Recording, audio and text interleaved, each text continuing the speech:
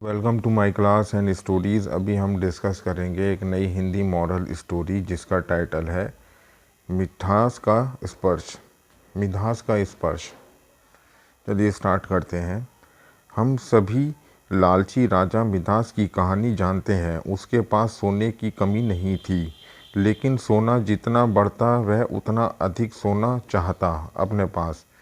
उसने सोने के ख़जाने में जाकर उसने सोने के वो ख़जाने में जमा कर लिया था और हर रोज़ उसे गिना करता था। एक दिन जब वह सोने गिन रहा था तो एक अजनबी कहीं से आया और बोला, तुम मुझसे ऐसा कोई वरदान मांग सकते हो जो तुम्हें दुनिया का सबसे ज़्यादा खुशी दे।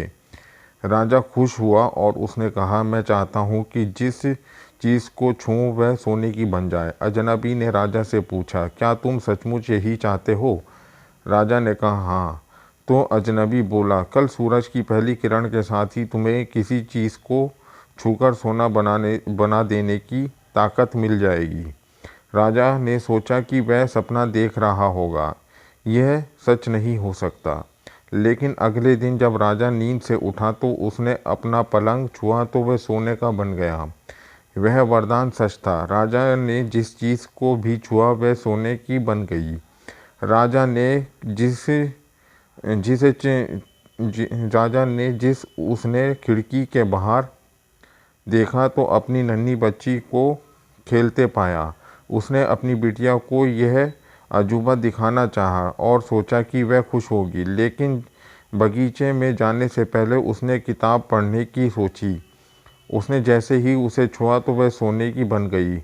यह किताब को पढ़ ना सका और फिर वह नाश्ता करने बैठा तो जैसे ही उसने फलों को और पानी के गिलास को छुआ तो वो भी सोने का बन गए। उसकी भूख बढ़ने लगी और वह खुद को बोला कि मैं सोने को खा और पी नहीं सकता। ठीक उसी समय उसकी बेटी दौड़ती हुई आई और उसे बाहों में भर लिया। वह सोने की मूर्ति बन गई। जब राजा के चेहरे से खुशी गायब हो गई थी, राजा सिर पकड़कर रोने लगा। यह वरदान देने वाले अजनबी फिर आया और उसने राजा से पूछा कि क्या वह हर चीज़ को सोना बना देने की अपनी ताकत से खुश है। राजा ने बताया कि वह दुनिया का सबसे दुखी इंसान है। राजा ने उसे सारी बात बताई। अजनबी ने पूछा, अब क्या तुम पसंद करोगे, अपना भोजन और प्यारी बिटिया या सोने के ढेर या बिटिया की सोने की मूर्ति? राजा ने गिड़गिड़ाकर माफ़ी मांगी और कहा, मैं अपना सारा सोना छोड़ दूंगा। मेहरबानी करके मेरी बेटी मुझे लौटा दो, क्योंकि उसके बिना मेरी हर चीज़ मूल्यहीन हो गई है। अजनबी ने राजा से कहा, तुम पहले से बुद्धिमान हो गए हो। और उसने अपने वरदान को वापस ले लिया।